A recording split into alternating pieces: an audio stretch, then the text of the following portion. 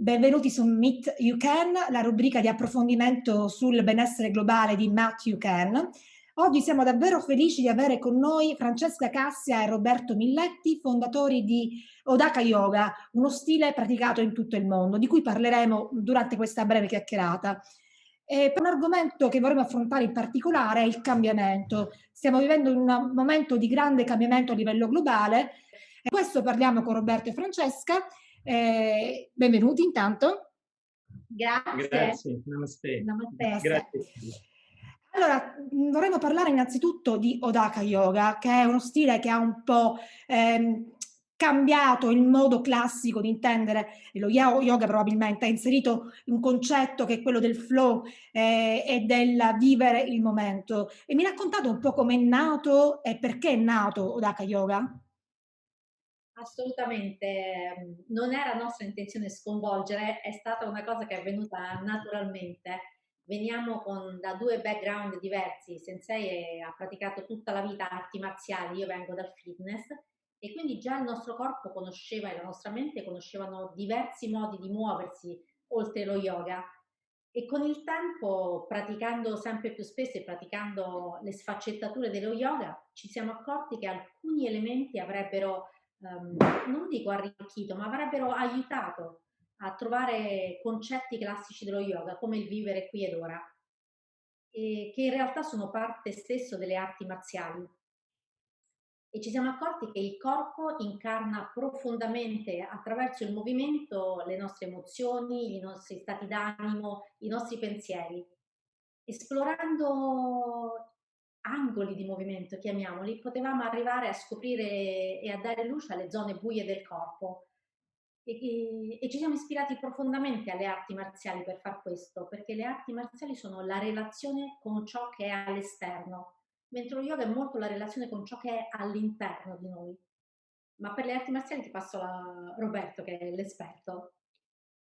Sì, io inizio giovanissimo il mio cammino nelle arti marziali e nelle discipline orientali in genere, per arrivare ad una sicurezza che non conoscevo semplicemente. Grazie alle arti marziali, allo zen, allo yoga, riesco riesco così a vivere una vita più serena, una vita più in armonia con le cose che mi circondano. Perché le arti marziali nello yoga? Come diceva Niji, Francesca, è quell'interazione con l'ambiente, è una continua interazione che non si limita soltanto all'interno del tappetino di yoga, ma che può essere riprodotta anche all'esterno del tappetino. Uno dei concetti fondamentali che, che Odaka Yoga ha preso dalle arti marziali è la centratura, vivere centrati. Quando siamo centrati siamo nell'istante presente. Quando siamo nell'istante presente la mente diviene fluida perché non si lascia catturare dai suoi stessi pensieri, emozioni, paure. Una mente fluida è una mente calma, una mente quieta. E quando tutto è quieto c'è anche un'altra forza dalla quale attingere, quella forza illimitata che è all'interno di noi stessi. Quindi la centratura è un concetto fondamentale per la nostra vita nel quotidiano. Ed è un concetto che si collega un po' all'argomento che affronteremo in questa chiacchierata, il cambiamento, no? Il cambiamento è una costante nella nostra vita, eppure siamo sempre spaventati dal cambiamento, più di quelli in negativo ovviamente che quelli in positivo, ma un po' tutti i cambiamenti ci stravolgono. Come mai avviene questo? Non siamo centrati abbastanza? Ma io non penso sia solo una questione di non essere centrati. Guarda, penso che il regalo di questo periodo sia stato mettere in pratica ciò che diciamo e predichiamo tutti noi come insegnanti di yoga, il fatto di essere nel fluire. Non è tanto il cambiamento che ci fa, che ci spaventa o che ci fa fare resistenza, è la nostra resistenza al cambiamento. La mente è abitudinaria, di natura proprio, ama anche quando le cose non le sono particolarmente comode, preferisce percorrere una via già conosciuta che andare verso una via da scoprire. E questo fa sì che noi ci attacchiamo a ciò che conosciamo, ciò che siamo stati, a ciò che ci ha dato sicurezza. E quindi evitiamo in qualche modo di scorrere con quello che ci offre in quel momento invece la vita e la situazione. Eppure la vita scorre. C'è un bellissimo concetto nello yoga che è Nirodha Parinamavada, che vuol dire tutto scorre, come diceva Eraclito, tutto scorre, e non lo puoi fermare. La nostra battaglia inizia quando ci opponiamo a questo scorrere. E scorrere non vuol dire che non fai nulla o che non hai obiettivi nella vita, vuol dire che il modo di scivolare verso gli obiettivi si adatta a quello che ti offre la vita in quel momento. Direi che è la resistenza che ci fa soffrire il cambiamento. E da qui cito il Buddha che diceva: il cambiamento non è mai doloroso, solo la resistenza al cambiamento lo è. E questo mi dà anche la possibilità di citare un proverbio dei Dakota, dei nativi americani, che dice: abbiamo il dovere di accettare con serenità le cose che non possiamo cambiare, il dovere di cambiare ciò che possiamo cambiare e la saggezza di capirne la differenza. Cosa possiamo cambiare o cosa non possiamo cambiare? Sicuramente quando siamo centrati la mente vive il qui ed ora, perché la centratura ristabilisce quel binomio mente-corpo dal quale non possiamo prescindere. Un esempio: in un quarto di secondo possiamo viaggiare tra passato e futuro con la nostra mente. È molto semplice. Ma il corpo fisico non può. Il corpo fisico vive l'attimo ed è in ogni attimo di tempo. Quindi essere centrati significa mantenere la mente in relazione con il corpo fisico. E quando si ripristina questo binomio, noi siamo nell'attimo e nell'attimo la mente diviene fluida, calma, stabile. E quindi smettiamo di combattere, smettiamo di creare conflitti e resistenze al cambiamento. Come l'acqua ci adattiamo, siamo cedevoli. Questo non vuol dire non affrontare il problema, ma mantenere una mente centrata e fluida significa osservare il problema da un altro punto di vista. Questo credo che sia fondamentale, perché quando la mente si ferma sul problema, il potere del problema ha origine nella mia paura. Quando perdo, quando non ho più paura e controllo le paure, il problema e il suo potere perde di consistenza. Questa rilacciandomi a Seneca, una citazione di Seneca. È molto interessante tutto questo. Tu parli di resistenza, si parla molto di resilienza in questo momento, no? Una parola che è diventata di moda. Quindi cosa significa essere resiliente? Quello che avete detto voi, no? Essere resilienti vuol dire avere la capacità di lasciare che l'evento ti avvolga, ma poter ritornare alla tua forma o comunque a una forma che ti è confortevole. Essere resilienti è la capacità di riadattarsi, che è uno dei punti classici di Odaka, l'adattabilità. Vorrei spendere anche una parola importante: si diviene capaci di riadattarsi, soprattutto mantenendo questo concetto che diceva Sensei di centratura, che non è solo un pensiero, è un'esperienza fisica. Tutto ciò che noi facciamo sul tappetino come yogi è portare i concetti, trasformarli e tradurli in un movimento fisico. Quando il movimento fisico, poi lo ripetiamo molte volte, diviene proprio parte del nostro sistema nervoso e della capacità di agire invece che reagire. Parlavamo l'altro weekend abbiamo fatto un approfondimento di come Odaka Yoga può assistere nei traumi. E il trauma è proprio, lo riesci ad evolvere e a interagire quando divieni resiliente, la capacità di ascoltare il corpo e di riadattare senza resistere o senza rimanere ancorato nel passato. E questo avviene quando vivi qui ed ora. Quindi la centratura è proprio: lascia che il corpo viva qui ed ora, perché puoi cambiare il tuo approccio a ciò che è stato. Benissimo. Vuoi aggiungere qualcosa, Roberto, su questo argomento? Sì, sì, il qui ed ora è essere totalmente nell'attimo presente, come la bolla nell'acqua che esiste in quel momento, vive in quel momento, ma l'istante dopo si è dissolto. Un nuovo attimo, una nuova vita si affaccia a noi.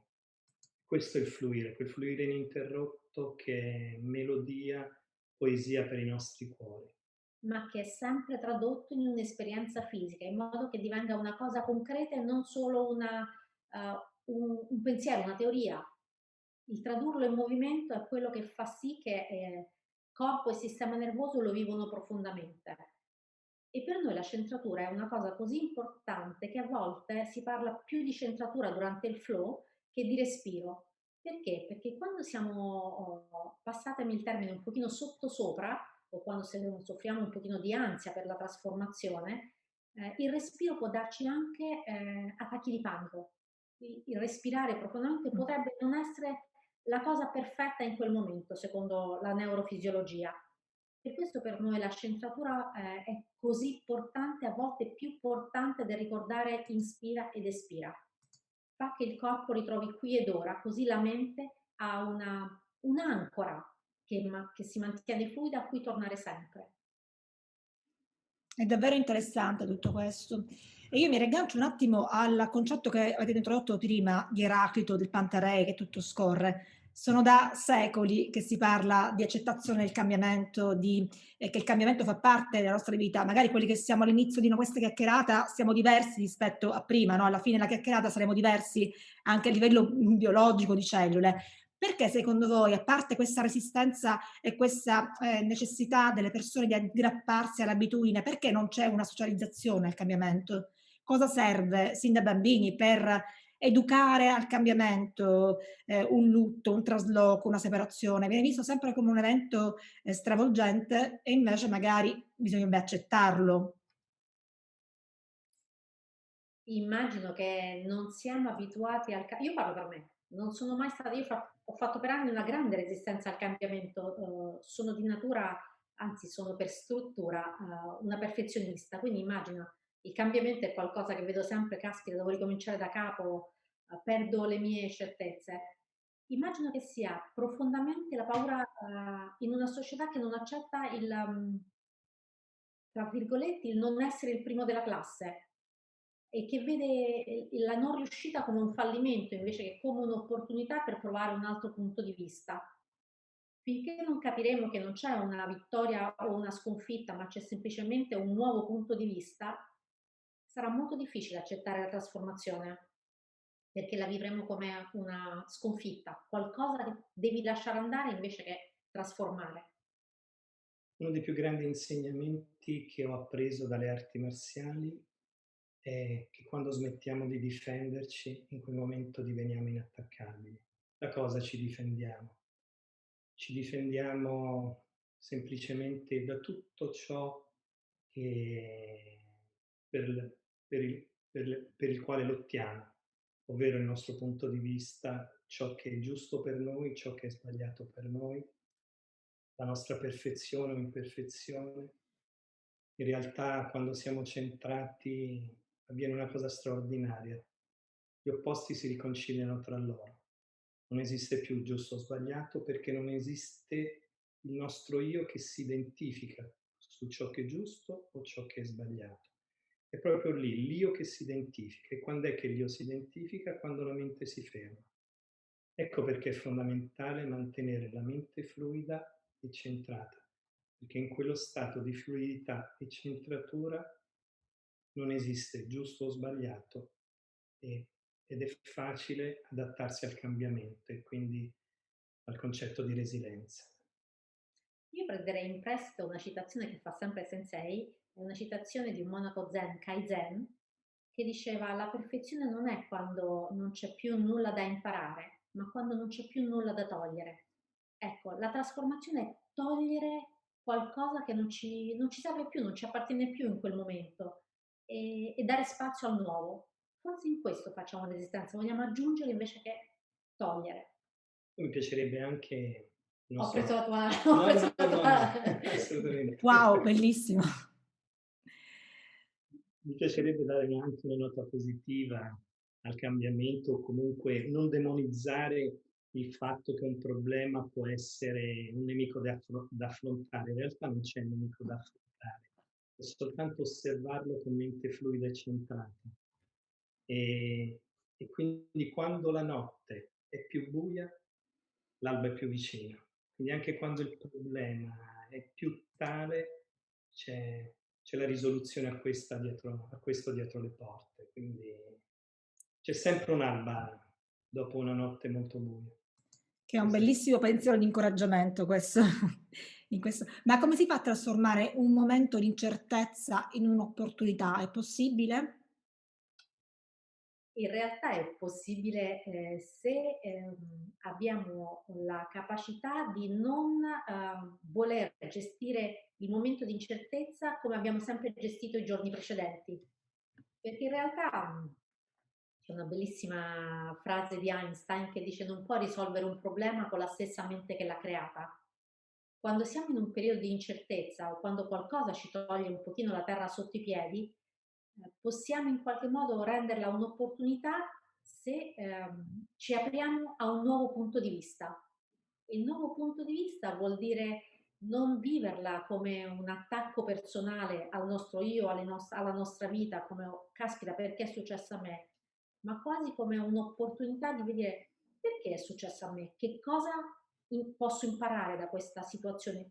Capisco che nei momenti bui è difficile interrogarsi, ma tanto il momento è buio e quindi interrogarsi.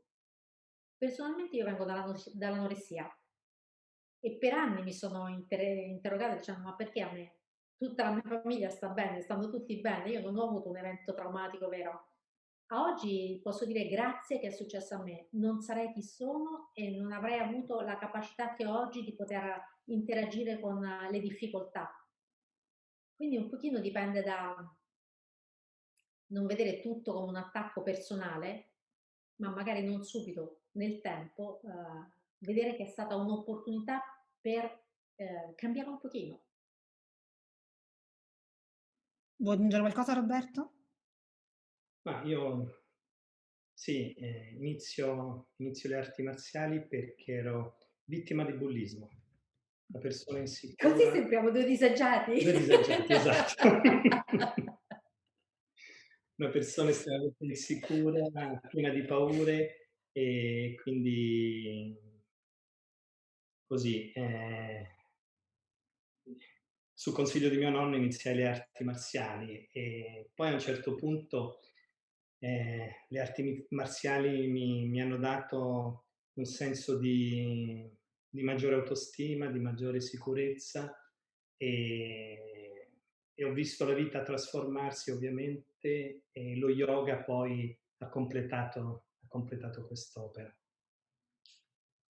Quindi credo che arti marziali, yoga, qualunque disciplina, l'importante è che si ricrei quel binomio mente-corpo. Questo è fondamentale. Questa è la cosa più importante per un cambiamento sereno, un cambiamento trasformativo e cogliere nel cambiamento una possibilità, un'opportunità. Ottimo, fantastico.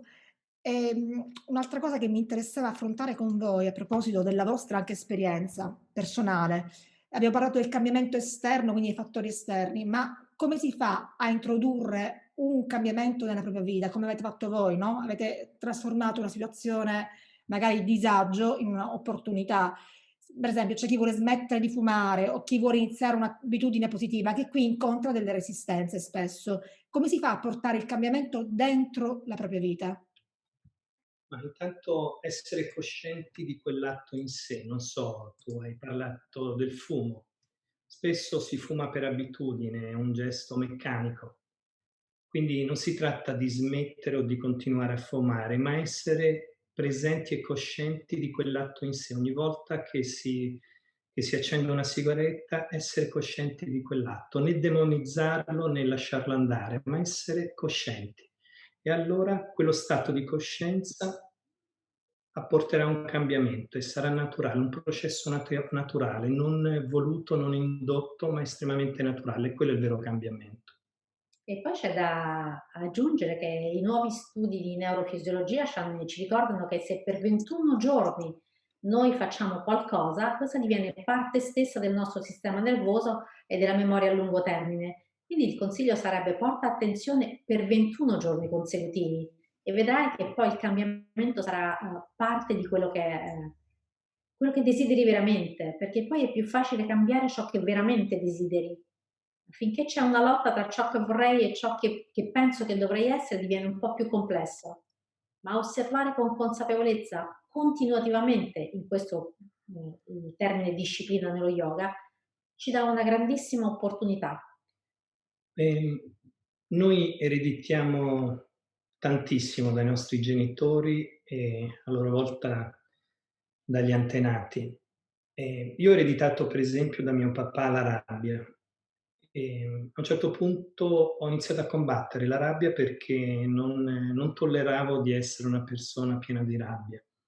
Però più combattevo la rabbia, più questa si rafforzava. A un certo punto, attraverso la centratura, ho iniziato ad osservare la rabbia, a non giudicarla, a non fermare la mente sulla rabbia in sé, quindi essere coscienti. Ho uno scatto di rabbia? Sì, ho uno scatto di rabbia. Non lo sto combattendo, non lo sto giudicando e lentamente, naturalmente, come processo, la rabbia ora è un lontano ricordo. È che è proprio questo, non combattere, perché quando smettiamo di combattere, in quel momento diveniamo inattaccabili, imperturbabili. Quindi osservare con coscienza, senza giudicare questo è sbagliato, questo è giusto, il cambiamento è doloroso, non lo è. Osservarlo, dialogare con il cambiamento, mantenendo quello stato di centratura ed è un processo naturale. Ci vuole anche un'intenzione ben chiara, immagino, no? Bisogna essere, come dicevate, chiari su quello che è il proposito da raggiungere, da introdurre abitudini di vita sane, per esempio, fare yoga con regolarità, iniziare poi regolarmente avviare questo cambiamento. Disciplina nel senso buono, la disciplina ha una connotazione a volte negativa, ma la disciplina vuol dire sempre solamente perseveranza. Ci sono due bellissimi termini nello yoga classico, vengono scritti nello yoga classico. Uno è abhyasa, pratica, pratica, pratica, e poi domani pratica ancora, ma uno è vairagya, lascia andare. Quindi pratica, ma lascia anche che le cose avvengano. Ma la pratica serve. Se non c'è la ripetizione, difficilmente diventerà un pensiero e non si può. È come svegliarsi e dire oggi voglio essere felice. Dopo un quarto d'ora magari ti hanno tagliato la strada con la macchina e già il proposito è andato da un'altra parte. Pratica e lascia andare. Ma per pratica non intendiamo soltanto la pratica quando srotoliamo il tappetino e all'interno dello stesso, ma una pratica che è uno stato di coscienza da riportare in ogni azione del quotidiano. Quindi la centratura non è presupposto solo della pratica all'interno del tappetino, la centratura nella vita perché allora si chiude il cerchio. Quindi quando una pratica è tale, questa è riproducibile nella vita e questo è fondamentale. Allora quella pratica diviene un modo di vivere, un modo di conoscere noi stessi in relazione con l'ambiente. Potremmo dire che il tappetino è il nostro campo di addestramento. Ci addestriamo a non reagire, ma piuttosto ad agire, a conoscerci, anche addestriamo il nostro sistema nervoso. Però non ha una gran valenza se poi non lo riporti nella vita. Quindi addestra nel campo di battaglia, nel tuo tappetino, però poi scivola nella vita, altrimenti perdi una grande opportunità. È un po' questo il concetto del guerriero urbano, Zen warrior che spesso in Odaka si sente dire. Assolutamente sì, Un identikit dello Zen warrior? esattamente, esattamente.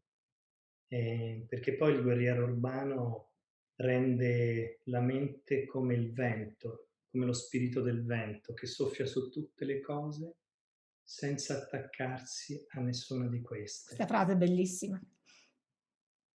Sì, questo è lo spirito del guerriero urbano, perché altrimenti che cos'è un guerriero urbano? Non è colui che combatte, perché poi fondamentalmente nel profondo non c'è nulla da combattere. E quando realizziamo che non c'è nulla da combattere, in quel momento riscopriamo quell'armonia e la nostra vibrazione diviene ancora più elevata, no? Quindi andiamo verso la vibrazione dell'amore, perché noi profondamente siamo amore, la nostra essenza è amore.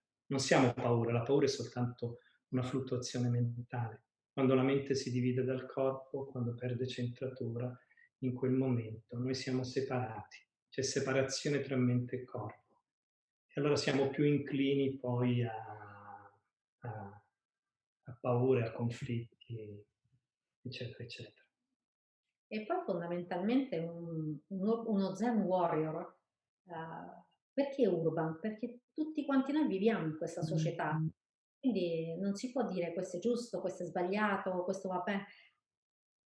All'inizio magari inizi a fare un percorso di yoga, un percorso di arti marziali e ti sembra che il mondo quel mondo è perfetto, il mondo che invece a cui eri abituato prima è qualcosa che è caotico, cacofonico e quindi vorresti quasi trasformarlo.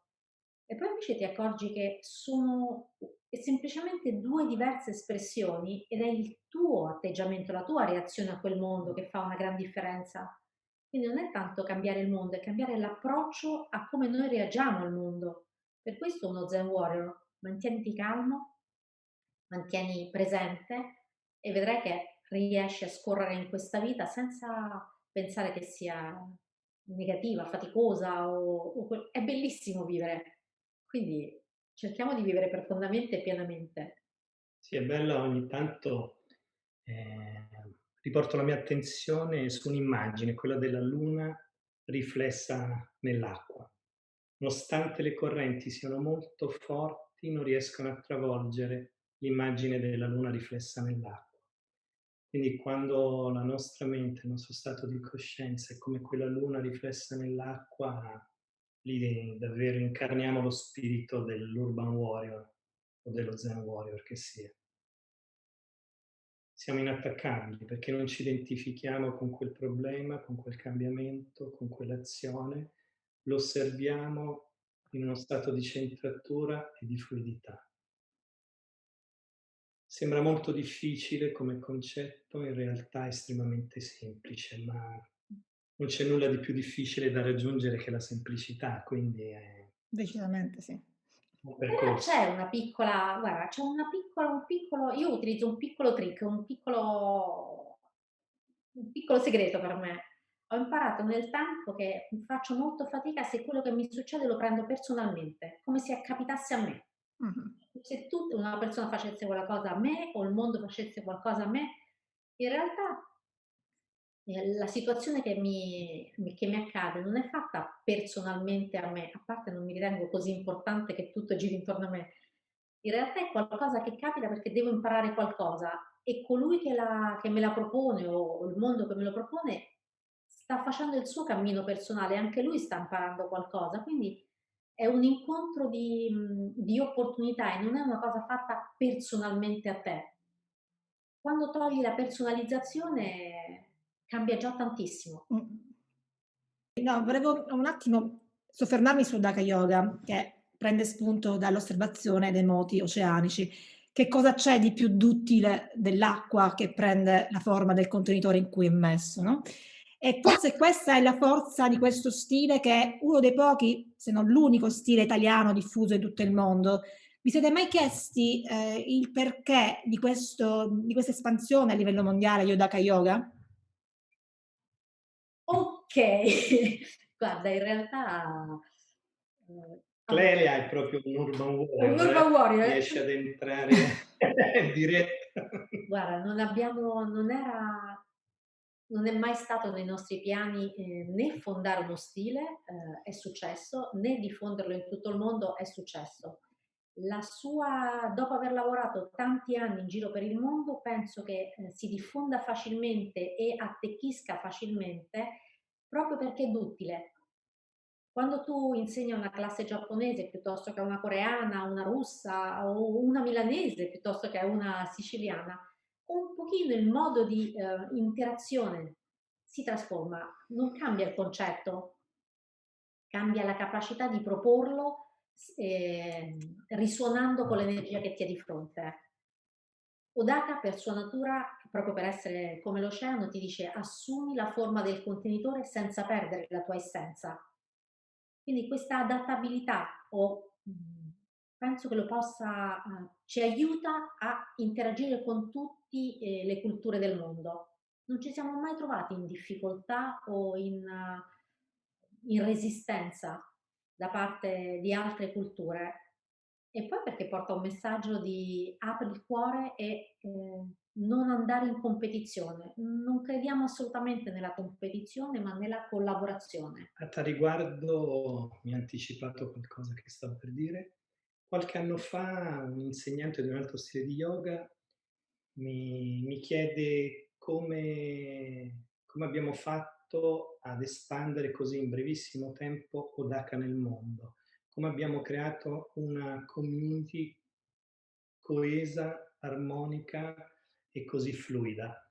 In realtà non avevo una risposta, poi a un certo punto, così, una scintilla, chiamiamola di intuizione, ho detto, guarda, forse tutto questo è avvenuto perché fondamentalmente Odaka non è uno stile competitivo, perché la competizione profondamente porta a separazione.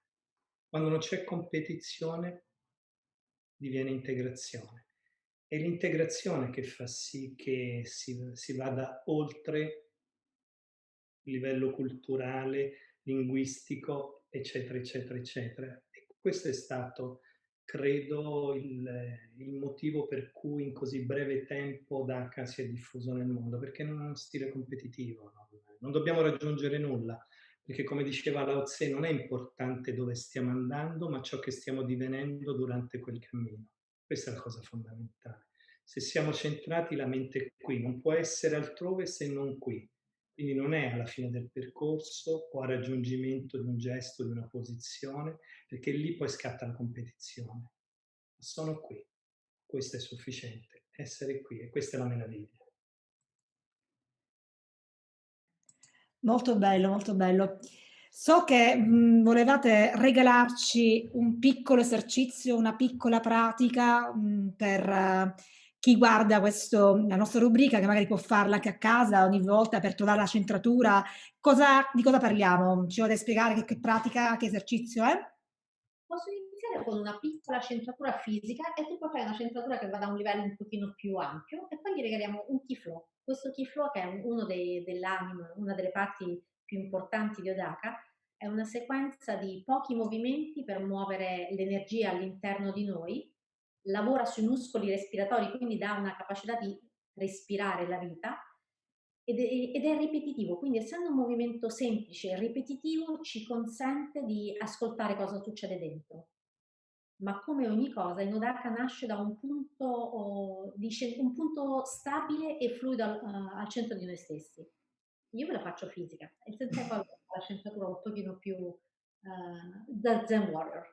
L'ho sorpreso, mi guarda con occhi sorpresi. Saranno tutti felici. La diretta, mi ha creato l'aspettativa, devo mantenere la mente centrata, altrimenti già mi perdo Esatto. nell'aspettativa. Vai. E quindi un piccolo esercizio è portare la mano sinistra a 3 dita sotto l'ombelico e 3 dita in profondità. Ed è proprio sul promontorio del sacro che c'è questo punto di equilibrio dinamico, o quello che chiamerebbero a livello energetico tandem, il centro energetico. Inspirando, la mano destra si solleva e scivola lungo l'asse vertebrale fino all'altezza del cuore. Da questa posizione lascia che il respiro avvenga dal naso. Non modificarlo, osserva, lascia che avvenga, non giudicarlo. E poi porta anche l'altra mano sulla sinistra, così abbiamo tutte e due le mani in questo punto fluido. Ora la sensazione fisica è come se avessimo un piccolo bottoncino sotto l'ombelico che si contrae, si attiva e posso sentire magari il pavimento pelvico, i piedi. la colonna vertebrale che si stira in alto e in basso. A questo punto, questo tandem è divenuto un'esperienza fisica che non è né troppo tesa né troppo rilassata. È un'attivazione leggera. Passo a te, la centratura.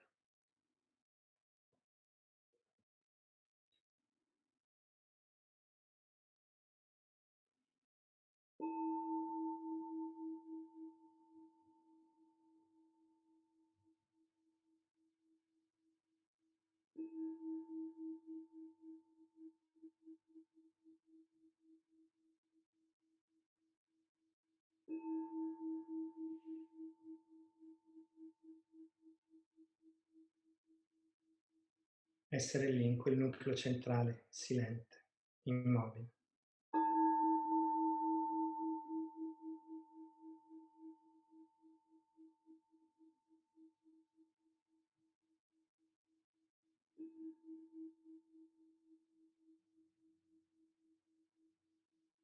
Dove percepire la leggerezza sui punti d'appoggio.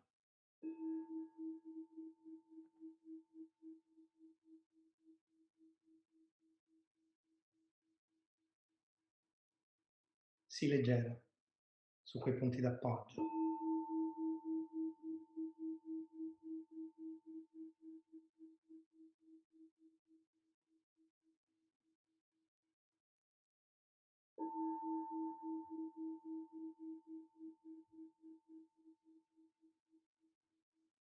Il corpo inizierà di riflesso a creare dei micro movimenti per essere leggero sui punti di contatto al suolo.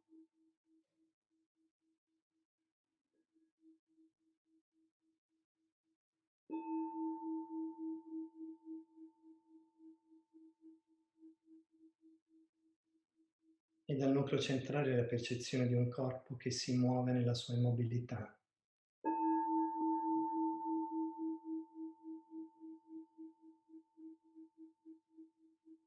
Dove moto ed immoto si incontrano. E tu sei lì. Ad esperire questo stato di leggerezza.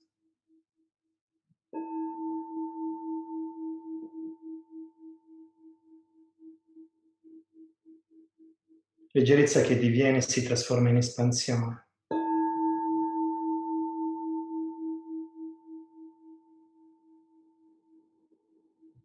Così che quei confini attorno a te lentamente si dissolvono fino a sfumare nello spazio vuoto.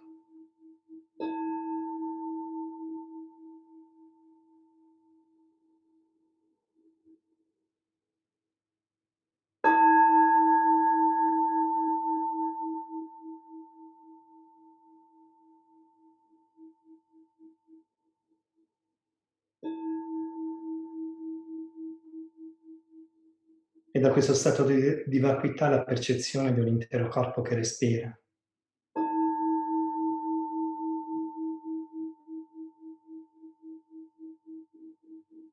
E tu sei quel respiro.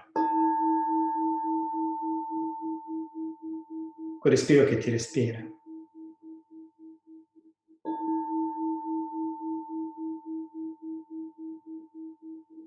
La vita che si schiude ad ogni respiro.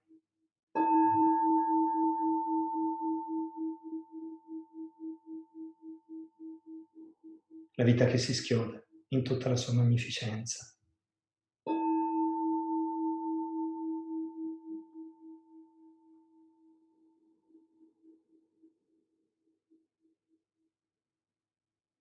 E da questo stato di magnificenza, schiudendo le palpebre, lasci scivolare le mani all'attaccatura delle cosce. Nel far leva su queste, le rivolgi leggermente all'interno, inclinando il busto in avanti, ti lasci scuotere per alcuni istanti.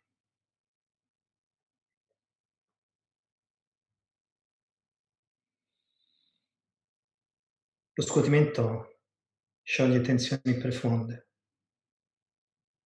Ad ogni tensione che scivola via, energia che scorre, pensieri che scorrono, così che nel tornare, ora vuoi guidarli te, Nigi? piccolo key flow. Il key flow aiuterà il nostro respiro, aiuterà la nostra mente e scioglierà le nostre spalle. Lo facciamo lieve e morbido. Quindi dal centro, solleva appena le spalle, intraruota e poi inspirando sollevale lateralmente verso il cielo, fino a portare dolcemente le mani al cuore nel gesto della preghiera. Sentire le spalle aprirsi, mignolo e pollice, e come un fior di loto, inspirando ci offriamo, apriamo. Ruotiamo i polsi all'interno. Inspira, ora abbraccia il mondo, respira la vita, respira l'attimo, per chinarti con umiltà verso la terra e riportare con le mani al cuore. Ruotano i polsi e poi si aprono lateralmente in questo gesto che mi connette a ciò che mi circonda. Vediamolo ancora una volta. Richiamo, intraruoto. Inspiro, snocciolo l'intera colonna vertebrale verso l'alto mentre sollevo le braccia. Lo sguardo segue le mani al cielo per poi portarle dolcemente all'altezza del cuore, in questo stato di raccoglimento. E dal raccoglimento, fior di loto, mignolo e pollice e apri. Ruota i polsi all'interno. Inspira la vita, inspira e avvolgi, per poi lasciarti chinare, srotolare ancora la colonna e portare con le mani l'energia al cuore ed aprirla lateralmente e donarla al mondo. E da questa posizione tornare seduti naturalmente. Puoi ripeterlo quante volte vuoi, più volte lo ripeti e più la mente entra in questo stato di meditazione e movimento. Ma è un movimento semplice, adatto a tutti.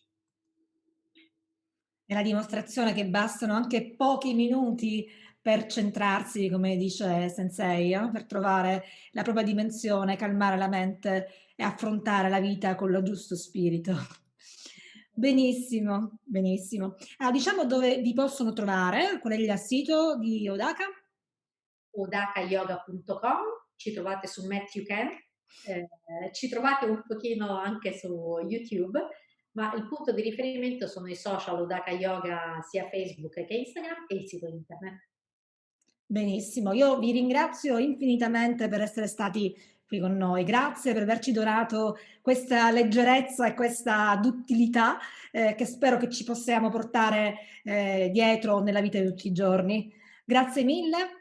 Grazie a te, Clelia, per questo sorriso fantastico che ci porta ad una giornata splendida davanti a noi. Esattamente, e con il cuore aperto, grazie a tutti quelli che ci seguiranno durante le interviste nostre e di Meet You Can. Perfetto, grazie ancora. Questa opportunità, grazie Clelia. Grazie. Namaste.